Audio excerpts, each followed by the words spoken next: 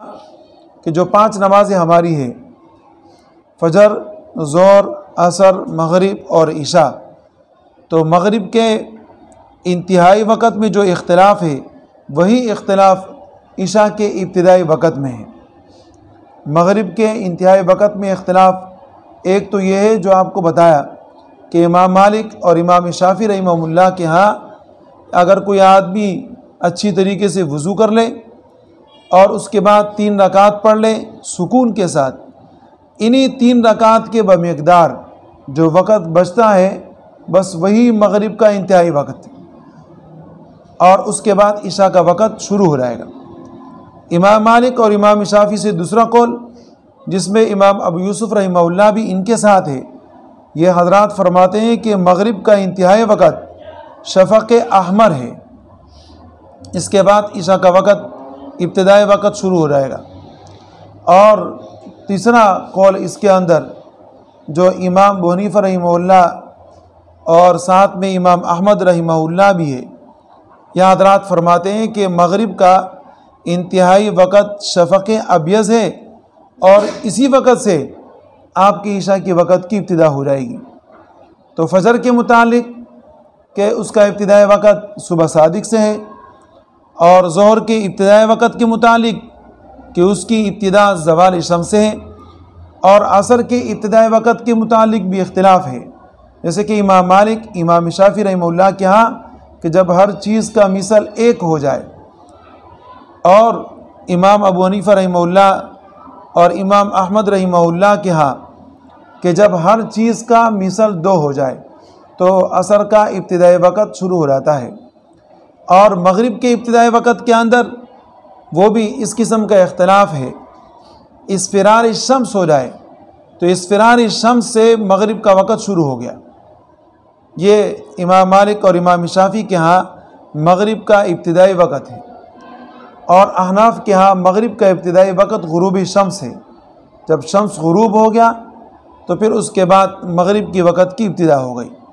اور فجر کا انتہائی وقت کہ فجر کا انتہائی وقت امام مالک اور امام شافعی رحمہ اللہ کے ہاں اصفرار شمس ہے، سین کے ساتھ، اصفرار شمس، کہ جو روشنی طلوع شمس سے پہلے ظاہر ہوتی ہے،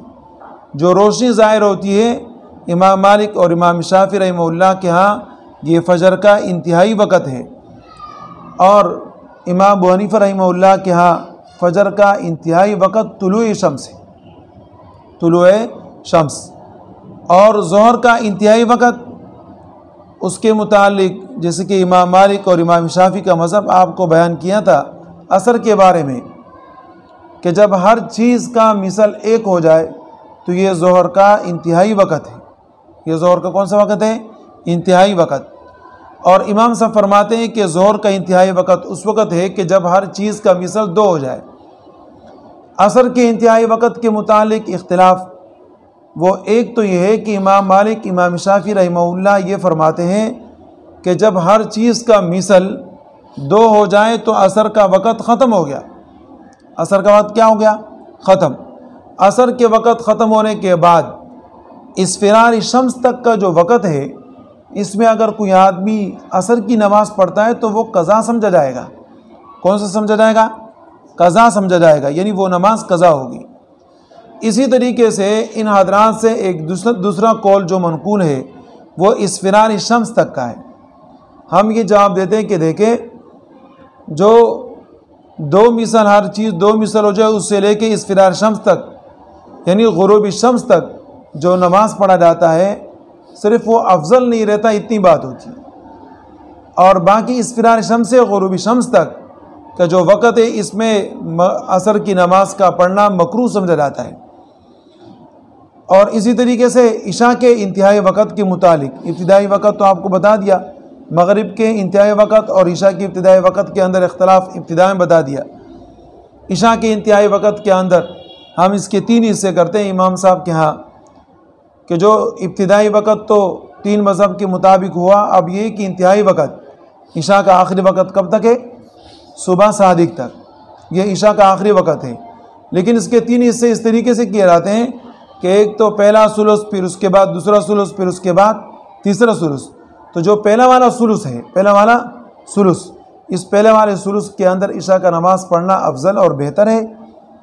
دوسرے ثلث یعنی نصف اللیل تک عشاء کا نماز پڑھنا جائز ہے، اور تیسرے ثلث یعنی نصف اللیل سے لے کے صبح صادق اس کے درمیان کا نماز پڑھنا یہ مکروہ سمجھا جاتا ہے۔ اچھی طریقے سے ذہن میں بیٹھ گیا۔ ہر ایک کے متعلق حدیث نبی اکرم صلی اللہ علیہ وسلم کی موجود ہے کہ کبھی حضرت جبریل علیہ السلام نے پہلے وقت میں نماز پڑھایا اور کبھی حضرت جبریل علیہ السلام نے دوسرے وقت میں نماز پڑھایا۔ اب یہ کیا ہے کہ نبی علیہ السلام کے احادیث کے محفوظ کرنے کے لیے اللہ رب العزت نے ان علماء کو پیدا فرمایا، اور انہوں نے اختلاف کی یہ صورت اختیار کی کہ نبی علیہ السلام نے جو ابتدائی وقت میں نماز پڑھا وہ وقت بھی ضائع نہ ہو جائے، اس پر بھی عمل ہو، اور جو نبی علیہ السلام نے انتہائی وقت کے اندر نماز پڑھا اس پر بھی عمل ہو اور وہ بھی ضائع نہ ہو جائے۔ بات سمجھ میں آ گئی؟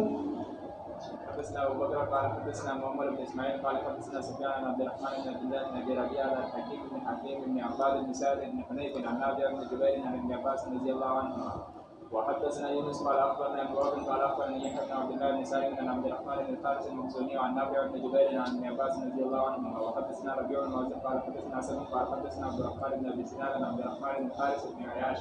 ابن ابي ربيعه عن حكيم بن حكيم عن نافع بن جبير عن ابن عباس رضي الله عنهما قال قال رسول الله صلى الله عليه وسلم امن جبريل عليه السلام مرتين عند باب البيت فصلى بالظهر حين مالت الشمس وصلى بالعصر حين صار ذكر كل شيء مثله وصلى بالمغرب حين افطر الصائم وصلى بالعشاء حين غاب الشفق وصلى بالفجر حين حرم الطعام والشراب على الصائم وصلى بالظهر من الغد حين صار ذكر كل شيء مثله وصلى بالعصر حين صار كل شيء مثله وصلى بالمغرب حين افطر الصائم وصلى بالعشاء حين مضى ثلث الليل وصلى برمضان حين مات